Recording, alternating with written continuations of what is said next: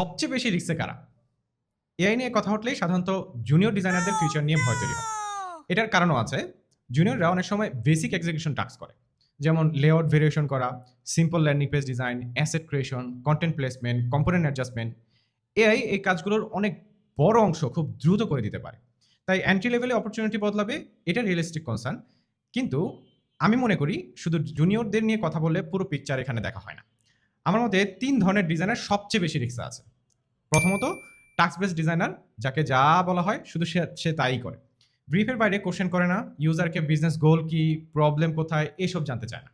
তার ভ্যালু যদি শুধু ইনস্ট্রাকশন এক্সিকিউশন করার মধ্যেই সীমাবদ্ধ থাকে, তাহলে এআই তার বড় অংশ করে দিতে পারে। কারণ প্রেডিক্টেবল ইনস্ট্রাকশন এক্সিকিউশন এর সবচেয়ে বেশি শক্তিশালী জায়গা। দ্বিতীয়ত, এক্সপিরিয়েন্স কিন্তু আনঅ্যাডাপ্টেবল ডিজাইনার। অনেক বছরের এক্সপিরিয়েন্স অবশ্যই ভ্যালুয়েবল, কিন্তু এক্সপিরিয়েন্স শুধু যদি পুরনো প্রসেস রিপিট করার নাম হয়, তাহলে সেটা প্রোটেকশন না। নতুন ডিজাইনাররা এআই ফার্স্ট মাইন্ডসেট নিয়ে কেরিয়ার শুরু করবে, এটাই স্বাভাবিক। Research, ideation, prototype, content exploration সব কিছুর মধ্যে এআই ন্যাচারালি থাকবে। এক্সপিরিয়েন্স তখনই ভ্যালুয়েবল যখন সেটা বেটার জাজমেন্ট তৈরি করে। শুধু আমি অনেক বছর ধরে কাজ করছি এই স্টেটমেন্ট ফিউচারে গ্যারান্টেড না। তৃতীয়ত, এআই ডিপেন্ডেন্ট ডিজাইনার।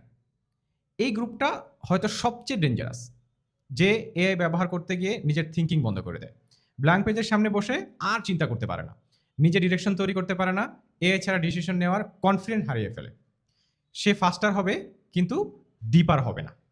তার আউটপুট পলিশ হবে কিন্তু নিজের ভয়েস থাকবে না। এখানে আইরনি হলো, এআই ব্যবহার না করা রিস্ক অবশ্যই, কিন্তু নিজের থিঙ্কিং পুরোপুরি এআই এর কাছে দিয়ে দেওয়া রিস্ক।